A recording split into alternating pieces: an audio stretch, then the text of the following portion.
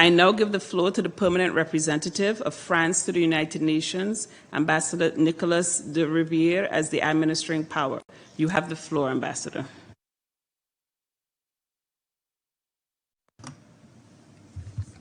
Madame la Présidente, je souhaite informer aujourd'hui les membres du comité spécial de la décolonisation de l'état du processus politique en Nouvelle-Calédonie, conformément à l'esprit de coopération et de transparence à l'égard des Nations Unies qui anime la France sur ce dossier depuis plusieurs décennies.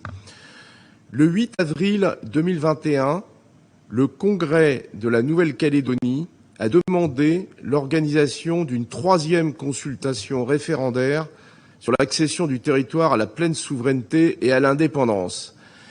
Cette demande s'inscrit dans le cadre de l'accord de Nouméa de 1998 qui prévoit la possibilité d'un troisième scrutin d'autodétermination portant sur la même question que celle posée lors des consultations de 2018 et de 2020.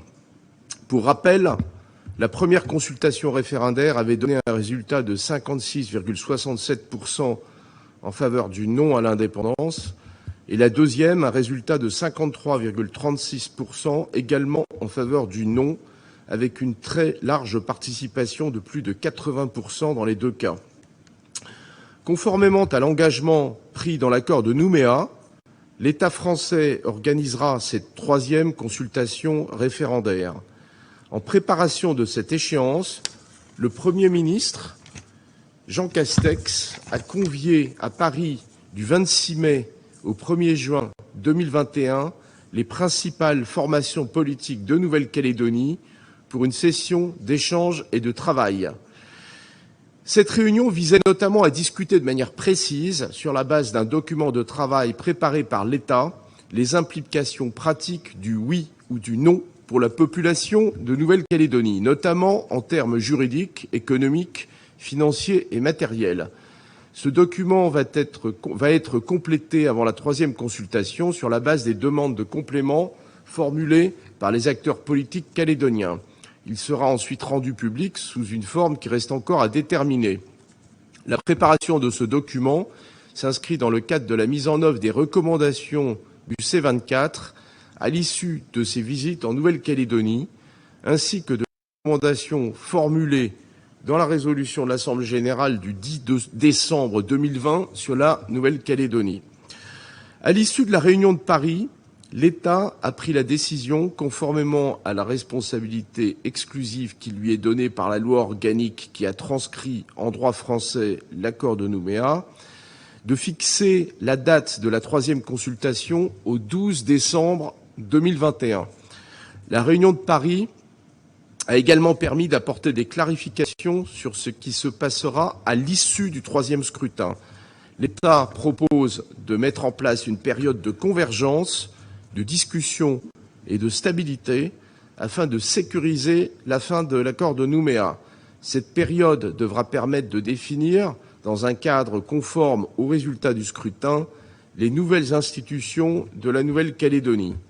Les discussions sur ce projet pour la Nouvelle-Calédonie donneront lieu à un nouveau référendum de projet d'ici le 30 juin 2023.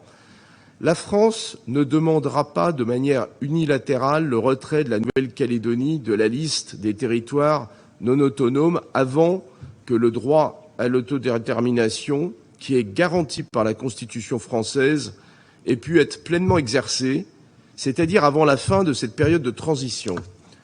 Par ailleurs, et en perspective de vos travaux sur le projet de résolution sur la question de la Nouvelle-Calédonie pour l'année 2021, j'attire votre attention sur le fait que, conformément à la loi organique numéro 99-209 du 19 mars 1999, la Nouvelle-Calédonie est déjà compétente s'agissant de la réglementation et de l'exercice des droits d'exploration, d'exploitation, de gestion et de conservation des ressources naturelles biologiques et non biologiques de la zone économique exclusive, ainsi que de la réglementation relative aux hydrocarbures, au nickel, au chrome et au cobalt.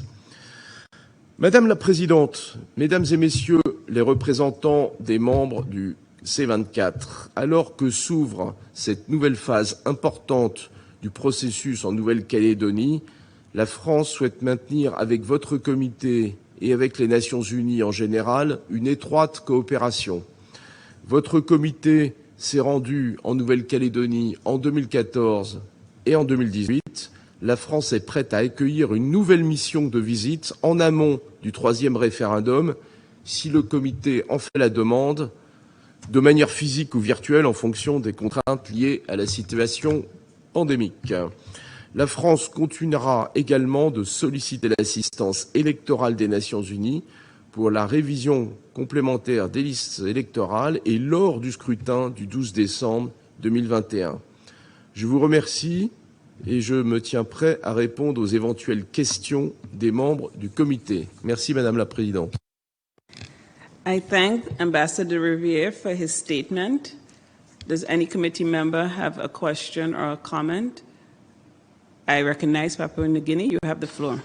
Thank you. I have listened very carefully to the petitioner as well as the Ambassador of France.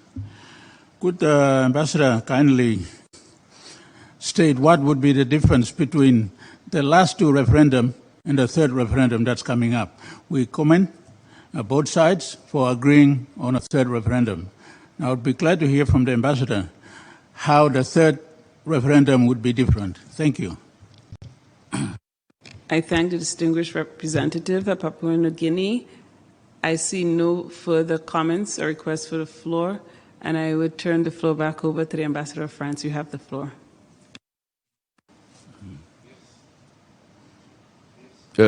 Merci Madame la Présidente. Et je remercie le représentant de la Papouasie-Nouvelle-Guinée de sa question.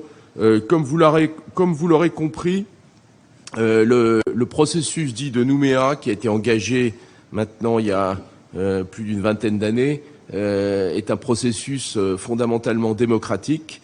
Nous avons déjà organisé en Nouvelle-Calédonie 2 référendums identiques qui ont eu lieu, comme je l'ai indiqué tout à l'heure, en 2018 et en 2020. J'en ai donné les résultats.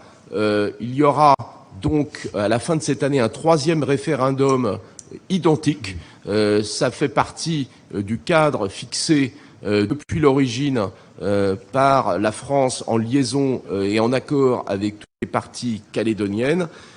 Comme je l'ai indiqué à l'instant, les parties calédoniennes, suite à ce second référendum, se sont réunies à Paris fin mai avec les autorités françaises et il a été décidé d'aller et d'organiser le 3e référendum prévu par les accords de Nouméa. Il aura lieu donc le 12 décembre 2021. À partir de là s'ouvrira une période dite de transition de 2021 à 2023, comme je l'ai indiqué, et à l'issue de cette période de transition, un ultime référendum pourra être organisé en 2023. Donc je crois que, pour résumer mes propos, et comme je l'ai dit plus tôt, c'est un processus, je crois, éminemment démocratique et qui est une illustration, je crois, parfaite de la mise en œuvre du droit à l'autodétermination auquel nous sommes tous très attachés.